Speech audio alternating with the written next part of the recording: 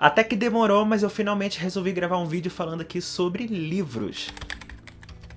Olá pessoal, eu sou o Rodolfo Domingos e esse aqui é o Histórias ao Cubo, o seu canal de escrita criativa. E hoje eu vou falar sobre livros que influenciaram e vêm influenciando a forma como eu escrevo. E para deixar bem claro, esses não são exatamente os meus livros favoritos da vida, apesar de terem alguns aqui que são, e também não são livros sobre técnicas de escrita, mas são livros cujo estilo, cuja forma acabou ecoando na forma do meu texto. Até porque existem livros incríveis que eu amo, que são favoritos da vida, mas eu não tenho a menor vontade de escrever como aquele autor. E eu já vou te falar de cada um desses livros, mas antes deixa uma curtida aqui nesse vídeo para eu saber que você tá gostando desse conteúdo, para eu saber que você tá gostando de tudo que eu tenho produzido aqui no canal. E se você chegou agora, seja muito bem-vindo, tá mais do que convidado a se inscrever aqui no canal, a se tornar parte dessa comunidade de pessoas que gostam de escrever bem. Isso também é um grande incentivo para eu continuar fazendo esses vídeos ainda mais e ainda melhor para vocês. E para começar, eu destaco aí a literatura brasileiríssima e de crônicas de dois autores que eu gosto muito, que são bem contemporâneos, que é o Gregório do Vivier e o Antônio Prata, que eles têm uma carreira de vários anos escrevendo crônicas para jornais como a Folha de São Paulo, como o Globo e vários outros. E tem vários livros deles publicados com essas crônicas e com algumas crônicas inéditas. Eu vou destacar aqui alguns livros. Do Gregório do Vivier eu trouxe Put Some Farofa, que eu gosto bastante. Eu trouxe Caviar é uma Ova, também, que é muito legal. Eu trouxe Crônicas para Ler em Qualquer Lugar, que é de um projeto que ele fez uma turnê pelo Brasil, que ainda vai acontecer ano que vem, que ele fez com a Maria Ribeiro e o Chico Sá. E do Antônio Prata eu destaco Meio Intelectual, Meio de Esquerda, e um outro que eu gosto muito, mas eu não tenho aqui porque tá emprestado, que é o 30 e Poucos, essa capa maravilhosa dos peixinhos aqui, que eu acho incrível. E uma coisa que eu gosto muito no texto deles é como eles são urgentes, como eles fazem um esforço muito grande para ser relevante com o que está acontecendo exatamente nesse momento na vida das pessoas comuns, e muito sem filtro, muito ainda sem passar pelo efeito do tempo, ou muito pelo filtro de quem está muito próximo da situação, que é a vida da pessoa urbana. Eu gosto muito disso, eu gosto muito dessa característica. E outra coisa que é muito interessante é que eu sei que daqui a alguns anos alguns desses textos vão ficar muito datados, vão parecer muito velhos, mas outros vão continuar mostrando pra gente que alguns problemas que a gente vive hoje, na verdade, eles são cíclicos, eles já aconteceram na vida de pessoas que vieram antes da gente e eles vão continuar acontecendo na vida das pessoas que vão vir aí no futuro. E outro livro que eu gosto bastante é o clássico moderno Alta Fidelidade, do Nick Hornby, que é um livro que influencia muito a forma como eu aplico nos meus textos as minhas próprias referências culturais. E esse aqui é um livro que influenciou muita gente nos anos 90, teve até um filme com John Cusack. Ele conta a história de um cara que ele já tem mais de 30 anos, ele tem uma loja de discos bem falida e ele tá passando por uma separação, e aí ele vai ver tudo pela ótica dessa vida muito pequena dele. E é um livro muito engraçado, e apesar dele ser uma premissa muito simples, é um livro que ele dificilmente a mensagem dele vai ficar velha, porque ele fala sobre relacionamentos, ele fala sobre a parte sem graça de ser adulto. Então esse livro é um livrão, Alta Fidelidade, eu recomendo muito. Inclusive agora tem uma refilmagem, tem uma série que é uma refilmagem dessa história com uma protagonista feminina. Eu tô bem curioso pra ver, eu não vi ainda, mas eu tô bem curioso. Outro autor também que me influencia muito é o Ian McEwan, um grande romancista inglês, que tudo que lança dele, pelo menos das coisas mais recentes, eu corro pra comprar pra saber como ficou.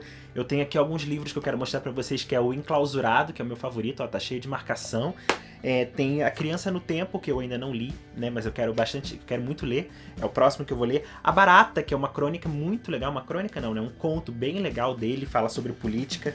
Esse aqui que é o mais recente dele, que é o Máquinas Como Eu, o romance mais recente dele, que eu gostei bastante, entrou para os meus favoritos do ano passado. E Reparação, que é um dos meus livros favoritos da vida. Esse livro me marcou de uma forma muito profunda, e uma coisa que eu gosto demais dele é que, assim, ele não esconde que ele escreve tudo de um ponto de vista muito privilegiado. Ele é um homem branco num país de primeiro mundo, mas ao mesmo tempo ele é muito acessível. Eu li Ian McEwan pela primeira vez há quase 10 anos, eu tinha 18 anos, e eu fui realmente sugado para dentro da história, sugado para aquele texto que é tão rico e ao mesmo tempo tão belo, tão fácil de entender, porque ele de fato é um grande romancista. Não é à toa que ele tem uma fama de ser um dos maiores autores de todos os tempos, vivos, né? E eu espero que ele continue vivo por muito mais tempo para eu continuar lendo tudo novo que ele lançar, e até as coisas antigas que eu ainda não li. E ele é o tipo de cara que, se ele pegar uma pedra, ele consegue fazer a história de uma pedra, de uma pedrinha que se encontra no chão, ser uma coisa incrível, ser uma coisa maravilhosa.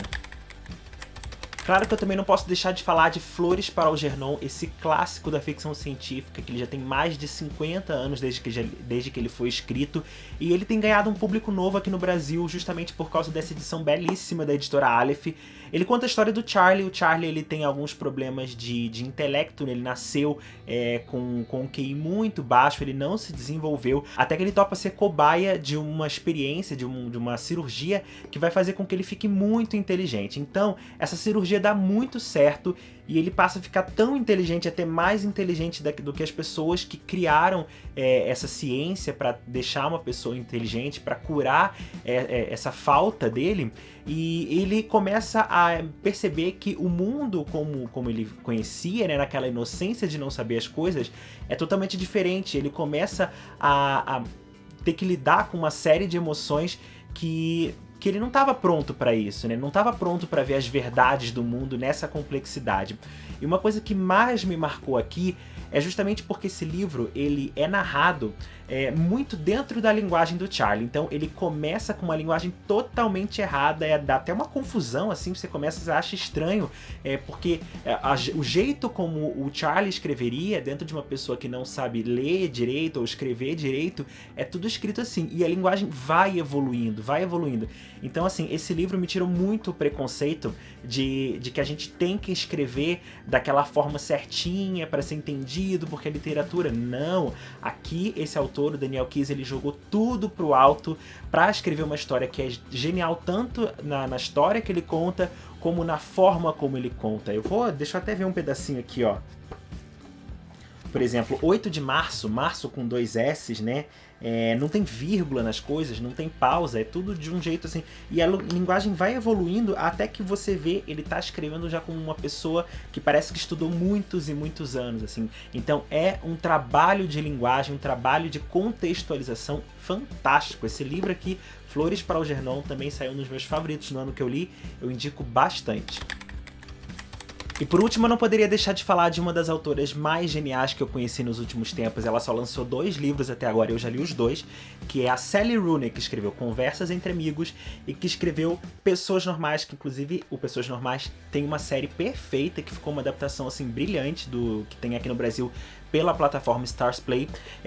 O que é genial na Sally Rooney é justamente porque ela é uma pessoa que ela tem quebrado paradigmas, ela tem trazido coisas novas para o modelo dela de escrever, sem deixar de soar muito literário, sem deixar de soar muito sofisticado, né? Ela tá trazendo uma simplicidade sofisticada, não é à toa que ela tem sido comparada com o J.D. Salinger. Ela gosta bastante, inclusive, do Salinger, e eu tenho lido, eu comecei a ler, comprei todos os livros do Salinger justamente por influência dela, para eu entender o que o Salinger influenciou na literatura dela e como é que ela tem escrito livros tão bons, com sentimentos tão contemporâneos, e com certeza ela vai ser um dos grandes nomes da literatura que a gente vai ouvir falar muito dela ainda. Eu espero que ela lance outras coisas aí e que traga ótimos livros, porque eu sou apaixonado pela literatura da Sally Rooney.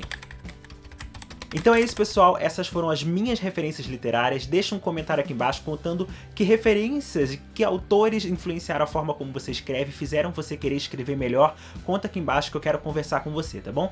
Eu vou ficando por aqui e até o próximo vídeo.